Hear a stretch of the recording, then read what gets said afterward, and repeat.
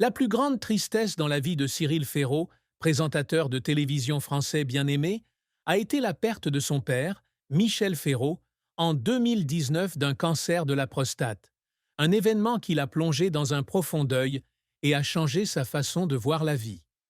Né le 15 mars 1985 à Digne-les-Bains, dans les Alpes de Haute-Provence, Cyril grandit dans une famille chaleureuse, fils unique de Michel, professeur d'éducation physique et ancien rugbyman, et de Dominique, employé de banque. Il a un jour décrit son enfance comme une image colorée, avec des journées d'été à vélo à travers les champs de lavande et des soirées à écouter sa grand-mère Simone raconter des histoires. Son père était un modèle qui lui inspirait persévérance et compassion. Cependant, en juin 2019, alors que Cyril avait 34 ans, il a reçu la nouvelle que son père était décédé après une bataille contre le cancer. Dans une publication sur les réseaux sociaux, il a écrit qu'il était le cœur brisé et dévasté par la perte de son père, qu'il considérait comme sa fierté et son héros. Il pleurait chaque nuit dans son appartement parisien, avec l'impression qu'une partie de son cœur lui avait été arrachée. Cette tristesse s'est accentuée lorsqu'il s'est souvenu de la dernière fois qu'il avait vu son père sur le tournage de Slam en 2018, lorsque Michel et Dominique étaient apparus dans le public et qu'il avait serré son père dans ses bras, sans savoir que ce serait la dernière fois. Il a partagé dans une interview en 2020 qu'il aurait aimé passer plus de temps avec son père, au lieu d'être pris dans l'agitation du travail. Perdre un père, ce n'est pas seulement perdre un être cher, c'est aussi un sentiment de regret et d'impuissance de ne pas avoir pu empêcher la mort. Cette douleur l'a façonné, lui a fait apprécier davantage le temps passé avec sa famille et l'a motivé à devenir un père dévoué lorsqu'il a accueilli son fils Tim en 2024. La carrière de Cyril Ferraud est un voyage de plus de 2 décennies, rempli de sommets brillants, d'échecs cuisants et d'efforts qui l'ont fait pleurer de pression et de passion. Dès son plus jeune âge, il est fasciné par les jeux télévisés, notamment Fort Boyard, et à 14 ans, il soumet une idée de défi au producteur de l'émission. Après avoir obtenu un master en communication et management à Paris, il débute sa carrière en 2004 en tant qu'animateur des émissions pour enfants Art Attack et Zapping Zone sur Disney Channel. En 2008, il est choisi par la Française des Jeux pour présenter le tirage du loto sur France 2, un tournant qui le propulse vers une audience nationale. Son plus grand succès arrive en 2009, lorsqu'il remplace Thierry Beccaro pour animer Slam sur France 3, une émission mêlant quiz et mots croisés, qui rassemble en moyenne 1,4 million de téléspectateurs et triple l'audience de sa case horaire. Depuis 2015, il anime Le Grand Slam, la version hebdomadaire de Slam, et depuis 2018, il relance La Carte au Trésor, une émission d'aventure culturelle qui touche 2,5 millions de téléspectateurs.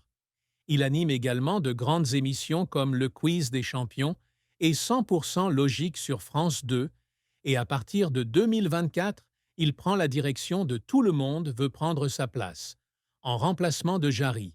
Il a été commentateur pour l'Eurovision de 2012 à 2014, travaillant avec Mireille Dumas et Natacha Saint-Pierre, et a été porte-parole du vote français en 2011. Il a fondé la société de production Cyril Prod, qui produit Duels en famille depuis 2022. Cependant, sa carrière n'a pas été sans revers.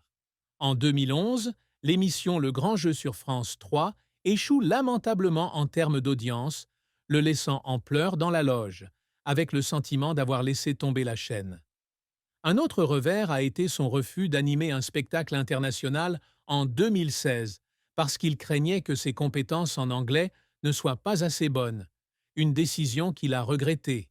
Il a pleuré en 2010, lorsqu'il a été critiqué pour son style d'animation trop enthousiaste dans le tournoi d'orthographe, ce qui l'a amené à remettre en question ses capacités.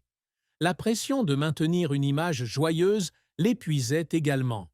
En 2019, alors qu'il tournait Slam quelques jours seulement après la mort de son père, il a pleuré dans les coulisses, mais est quand même passé à l'antenne avec le sourire.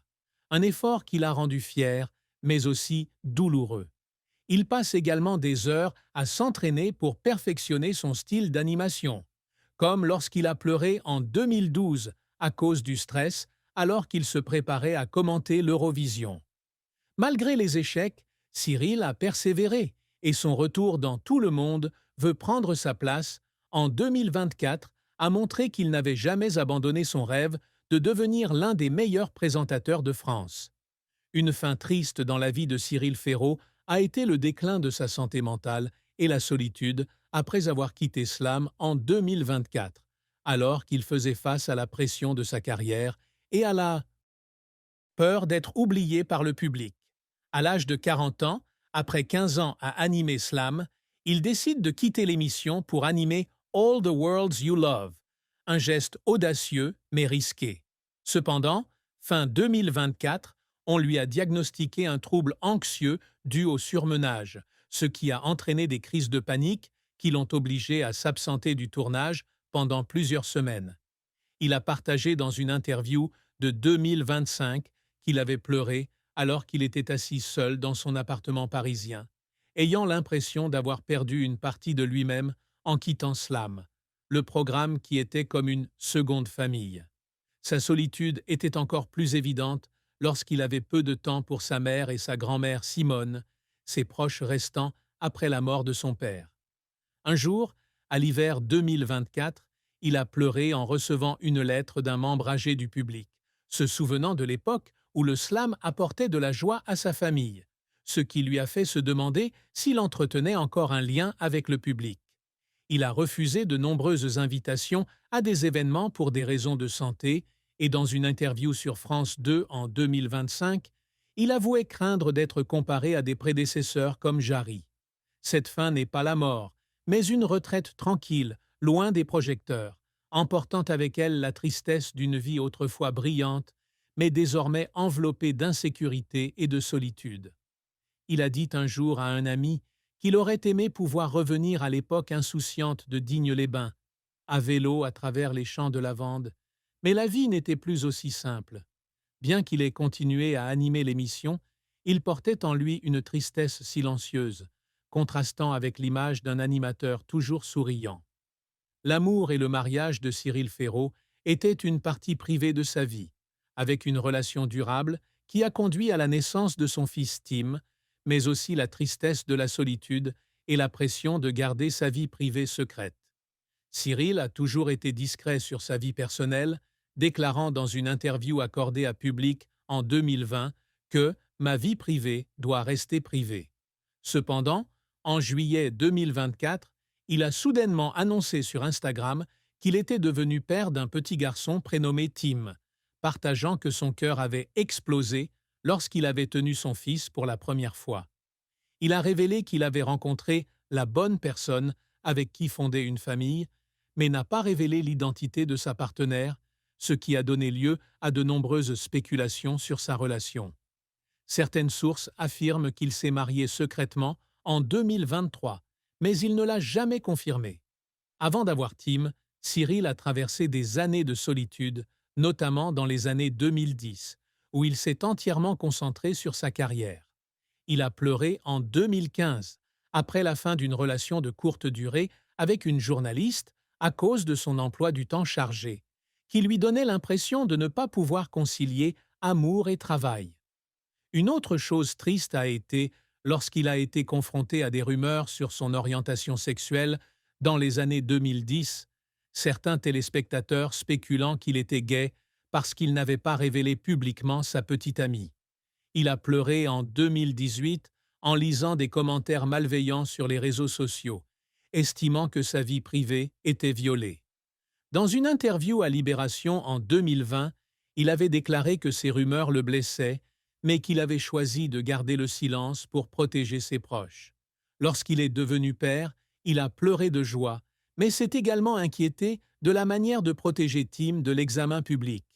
Un jour, il a pleuré en disant à sa mère qu'il avait peur de ne pas pouvoir être un bon père à cause de la pression du travail, mais Madame Dominique l'a réconforté. La relation actuelle lui apporte de la joie, mais la tristesse due à des années de solitude et la lutte pour préserver sa vie privée sont des cicatrices qu'il porte. Le secret que Cyril Ferraud a caché si longtemps est une période de crise psychologique en 2019, après la mort de son père, lorsqu'il a pensé à abandonner sa carrière à la télévision car il estimait ne plus avoir la force de continuer. Après la mort de Michel, Cyril est tombé dans un état de dépression silencieuse, même s'il apparaissait toujours sur Slam avec son sourire familier. Il buvait plus que d'habitude et passait des nuits blanches, écrivant dans son journal des notes sur son sentiment de vide. Il a pleuré dans sa voiture après un tournage en 2019, ayant l'impression de vivre une fausse vie, souriant à la caméra mais brisé à l'intérieur. Il a consulté un thérapeute, mais a gardé son état secret à sa mère et à ses amis proches, craignant que le révéler ne porte atteinte à son image de animateur amusant que son public adorait. Il en a partagé une partie avec Laurent Luyat, l'ami proche, et plus tard parrain de Tim, mais n'en a pas révélé la gravité. Dans une interview de 2023, il a vaguement évoqué des jours difficiles, jours